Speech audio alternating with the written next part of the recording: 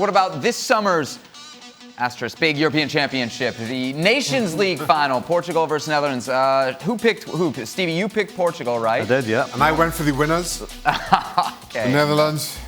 And Shaka took the Netherlands. Of course, one of the players involved with the Netherlands, Matthijs de Ligt, subject of much transfer talk. Here's what he had to say recently. I will take my time to reflect on what is the best option for my future. For me, the most important thing is to play.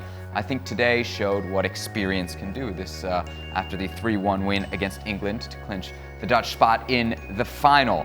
So here's the real news with Matthijs de Ligt. It has come out that PSG is throwing big money at this kid. 15 million euros a year. That compared to 5 to 7 million euros a year that he was going to get at Barcelona. I think you both would say Barcelona over PSG. Correct. In a vacuum. Yeah. Now that we're out of that vacuum and there's double wages at PSG, you changing your tune?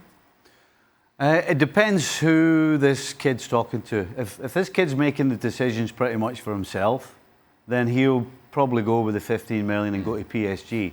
But if he's got an advisor who's been in the game for a fair bit of time and can tell him that, you know what, you can still go to a Barcelona on 5 to 7 million and at the end of your career have a fortune in the bank. But I'll tell you what, you'll be a better player for it and you'll have just as many winners' medals. That's what I would say if I was advising this guy. That's a hard sell, though. That double your money. And you're absolutely right. All things being equal, Barcelona every day of the week. Added to the fact that when you look at Thiago Silva made a similar move for similar reasons when he did, as did Marquinhos. And I don't think they maybe delivered maybe not delivered on their promise, but you feel their careers would have been better if they had gone to a Barcelona. And now similarly, De Ligt finds himself in the same place. But 15 million over 7 potentially, it's potentially a short career as well. Yeah. You know, it's one thing saying, you know, at the end of your career in 15 years' time, but you could be out of the game in 2 or 3. Stevie, put yourself in this kid's shoes. At the age that he is, what do you do? What do you do? We take the 15 million. Yep.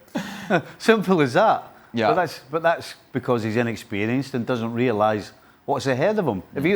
We all, when we start, we don't want hundreds of millions in the bank. That's not the first thing in your brain. It's to be a great player. And if he goes to PSG and stays there for a decade, he's not going to be known or remembered as a fantastic player. Did this financial fair play apply to PSG at all here? I mean, I think Gab Marcotti's writing an article with Rav Honig's. I'm reading Gab's article for the first time.